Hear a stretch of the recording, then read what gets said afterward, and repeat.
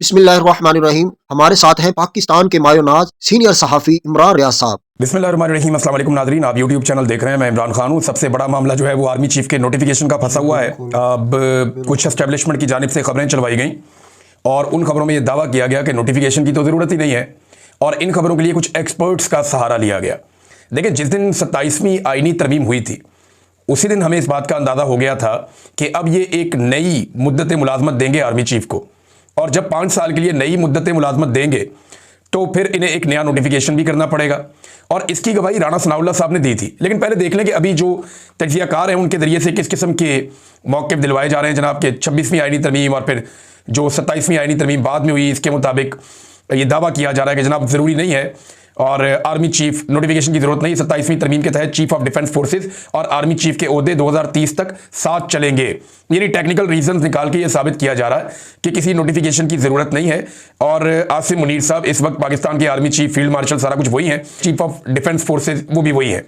तो अब ये एक बयानिया जारी किया गया। इसका रीजन आप समझ सकते हैं कि ये बयानिया क्यों जारी किया गया। इसलिए कि नोटिफिकेशन अभी तक हाथ में नहीं आया, लेकिन 2 वफाकी वज़रा इसे कंफर्म कर चुके हैं। एक कंफर्म कर चुके हैं ख्वाजा आसिफ, जिन्होंने ये ट्वीट करते हुए कहा कि नोटिफिकेशन आ जाएगा, शहबाज शरीफ साहब पाकिस्तान आएंगे, अमल शुरू हो गया है, नोटिफिकेशन आ जाएगा, क्यास आराइयों से गुरेज किया जाए।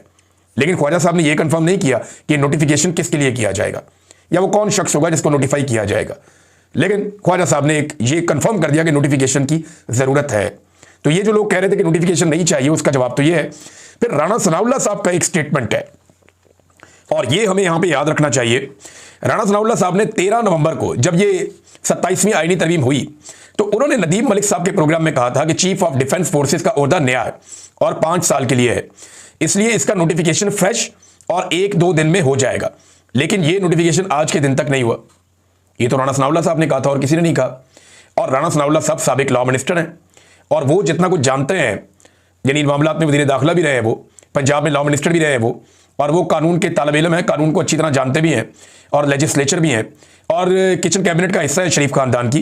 तो राणा साहब ने तो ये कहा था 13 नवंबर को, और आज क्या तारीख है? आज 1 दिसंबर हो चुका है। 28 नवंबर की रात 12 बजे आर्मी चीफ की मुद्दत मुलाजमत खत्म हो गई थी। अगर तो नया नोटिफिकेशन चाहिए तो अब 3 दिन हो गए हैं, कोई आर्मी चीफ नहीं है, तीसरा दिन शुरू है, कोई आर्मी चीफ नहीं है, ना 29 को, ना 30 को और ना आज 1 को। अब ये नोटिफिकेशन रुका क्यों हुआ, ये है बड़ा सवाल। देखिए, पाकिस्तान का जो सबसे इंपॉर्टेंट इवेंट होता है ना, वो आर्मी चीफ की तैनाती, तकर्री या एक्सटेंशन होता है। बाकी सारे काम पाकिस्तान में सानवी नौयत के हैं। पाकिस्तान का जो सबसे अहम इवेंट होता है या सबसे अहम कोई नोटिफिकेशन होता है वो आर्मी चीफ की तकर्री होता है, जिसमें पाकिस्तान के स्याह और सफेद का मालिक एक बावर्दी शख्स को बना दिया जाता है 3 साल के लिए, और अब ये काम शायद 5 साल के लिए होगा। ये सबसे इंपॉर्टेंट दिन होता है, बाकी सारे दिन फारग होते हैं। यानी इंडिया के साथ झड़प हो गई, जंग हो गई, छोटी बात है। 9 मई हो गया पाकिस्तान में, छोटी बात है।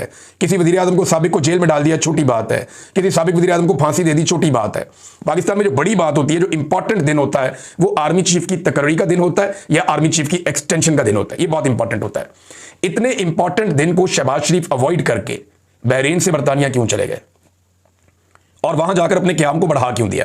कुछ लोग दावा कर रहे हैं कि शायद ख्वाजा आसिफ भी पाकिस्तान में नहीं है, वज़ीर दिफा। लेकिन शहबाज शरीफ साहब बैरून मुल्क क्यों चले गए? बहरीन से बरतानिया जाने का क्या तुक बनता है? अगर आप नक्शा देखें ना, तो पाकिस्तान से बहरीन आता है और उसके बाद तकरीबन 7 घंटे बाद, एक लंबी फ्लाइट के बाद 7-8 घंटे की, फिर बरतानिया आता है। यानी रास्ते में तो है नहीं।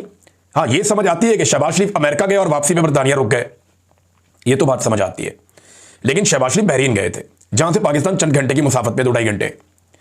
लेकिन शहबाज शरीफ साहब बहरीन से बरतानिया चले गए और ये भी नहीं बताया कि वो बीमार है। फिर एक ट्वीट भी कर रहे हैं अपनी भतीजी की तारीफ में और भतीजी आगे से जवाब भी दे रही है, मरियम नवाज। तो इससे वो ये भी बता रहे हैं कि वो एक्टिव हैं, चीज़ों को देख रहे हैं, सोए हुए नहीं है। और कोई कमर दर्द, टांग दर्द, सर दर्द, पेट दर्द, कोई ऐसा बहाना भी नहीं है।